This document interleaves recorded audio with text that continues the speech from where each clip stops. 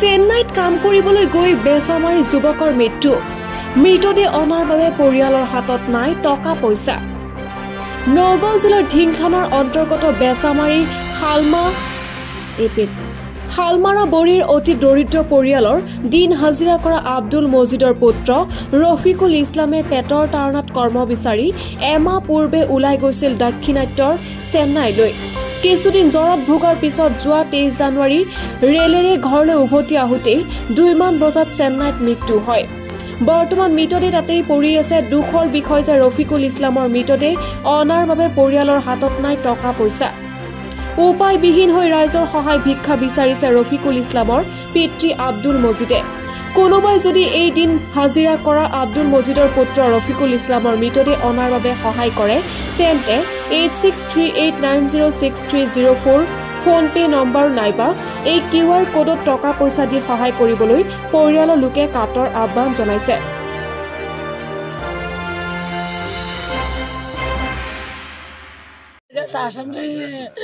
আমার পুত্র একটু দেয় আমার পুত্রের দিন আমার পাড়া সেনার বাইরে আমার হচ্ছে আমি রাইস লয়ারে আমার পুত্র আনবার লাগে আমি একটু সহায় করুন আমি অনুরোধ চাইছি আপনার নাম আমার নাম অনুরাধা আমার লড়ো কি হয়েছে কখন কি ইয়াতে ইয়ারা চলে আইছে বেমার আছি জ্বর আছি আমার বাবা লাগে গো দয়া করে আমার বাবারে দেও গো আমি বাবা জ্ঞান বাবা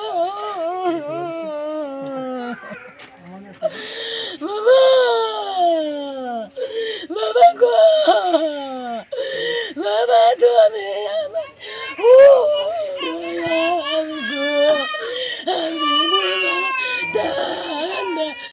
এই যেহেতু ল'ৰা আজি ডেথ হৈছে এই বহিৰাজ গৈ ট্ৰেইনত সেইজনৰ ল'ৰা দেউতা এজন নাম কি ল'ৰাজনৰ ৰফিকুল ইছলাম দেউতাৰ নাম আব্দুল মজিদ দেউতাটো অলপ পাগল নিচিনা মেণ্টেল টাইপ চবেই অলপ মিলি সহায় কৰিব যে আমাৰ এই ডেড বডিটো অসমলৈ আনিব পাৰোঁ নগাঁও ডিষ্ট্ৰিক্টত চবেই কৰে যদি সম্ভৱ হৈ যাব নকৰিলে কোনো সম্ভৱ নহয় সবাই নমস্কাৰ কৰিছোঁ যে চবেই অলপ হেল্প কৰক মোৰ ঘৰ শালমাৰাবুৰী আমাৰ গাঁৱৰ ল'ৰা এটা দুখীয়া ল'ৰা আপোনাৰ একদম দৰিদ্ৰ ঘৰৰ ল'ৰা কামৰ সূত্ৰে বাহিৰলৈ গৈছিলে কিন্তু তাত অলপ বেমাৰ হোৱাত আপোনাৰ ল'ৰাজনৰ নাম কি ল'ৰাজনৰ নাম ৰফিকুল ইছলাম দেউতাৰ নাম আপোনাৰ আব্দুল মজিদ ঘৰ শালমাৰাবুৰী পিএছ বেচামাৰী পিএছ আপোনাৰ হেৰি টিং হয় নগাঁও ডিষ্ট্ৰিক্ট কি হৈছে কওকচোন ল'ৰাটো মানে আমি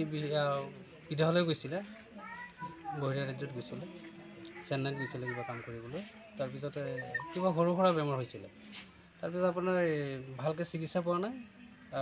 পিছত ঘৰৰ তাৰ দাদা এজনে লৈ আহোঁতে ৰাস্তাতে আপোনাৰ ট্ৰেইনতে ল'ৰাটো মানে মৃত্যু হয় পিছতে যোনটো জেগাত মানে মৃত্যু হয় তাতে মানে নমাই দিয়ে পুলিচে নমাই দিয়াৰ পিছত আমি যোগাযোগ কৰি পেলাই কালি এটা লোকেল এৰিয়াৰ মানে হস্পিটেলত নি পেলাই পষ্টমৰ্টম কৰাইছোঁ ল'ৰাটোক এতিয়া ল'ৰাটোক তাৰ পৰা আনিবলৈ প্ৰায় 1.5 লাখ টকামানৰ দৰকাৰ হৈ আছে আৰু আমি চবেই মিলাই পৰিয়ালটো একদম দুখীয়া তাৰ ল'ৰা ঘৰৰ পৰা মানে 500 টকা ওলাব যে তেনেকুৱা এটা সম্ভৱ নাই আৰু